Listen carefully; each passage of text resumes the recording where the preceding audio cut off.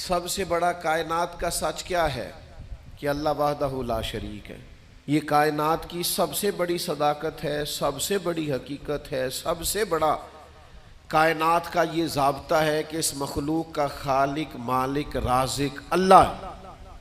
لیکن اللہ کہتا ہے ادعو الی سبیل ربک بالحکمہ، کسی کو اللہ کی طرف بھی بلاؤ نا تو حکمت کے ساتھ بلاؤ، اللہ کے رستے کی بھی دعوت دو تو دانائی کے ساتھ دو، لوگوں کو اللہ کی جانب بھی بلاؤ تو تم معاملہ فہم بن کے بلاؤ۔ اگر ہم دانائی چھوڑ دیں گے تو بعض اوقات بات ٹھیک بھی ہوگی تو وہ نتیجہ خیز ثابت نہیں ہوگی۔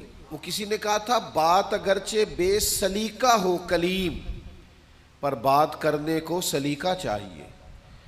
آپ سلیقے سے بات کریں، معاملہ فہم۔ دیکھیں نا نبی پاک صلی اللہ علیہ وسلم نے فرمایا اپنی اولاد کی بھی عزت کرو۔ حضور کے مناسب میں سے ہے دانائی سکھانا، اپنی اولاد کو بھی اکرام سے پکارو، آپ ان کا نام بھی اچھے لہجے سے پکاریں، ان کے لیے بھی آپ کے لب و لہجے میں مٹھاس ہونی چاہیے۔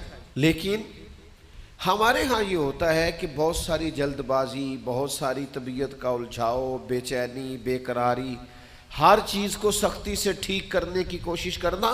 ہوتی ہیں بعض چیزیں بھی سختی سے ٹھیک، لیکن ساری چیزیں سختی سے ٹھیک نہیں ہوتی۔ آپ نہایت معاملہ فہمی کے ساتھ، نہایت تدبر کے ساتھ حضور لوگوں کو دین کی طرف بلاتے تو بڑے کمال انداز میں سرکار دعوت دیتے، اللہ کا پیغام دیتے تو اس میں اتنی مٹھاس ہوتی کہ دلوں میں بات گھر کر جاتی۔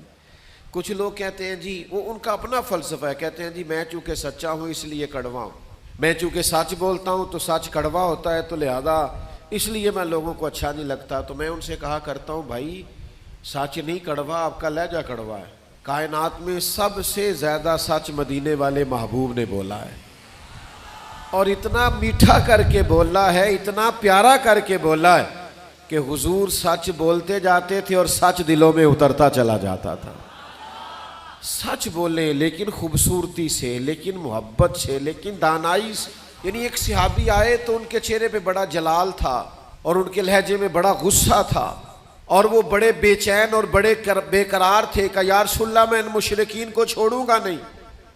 حضور نے فرمایا کیا ہوا؟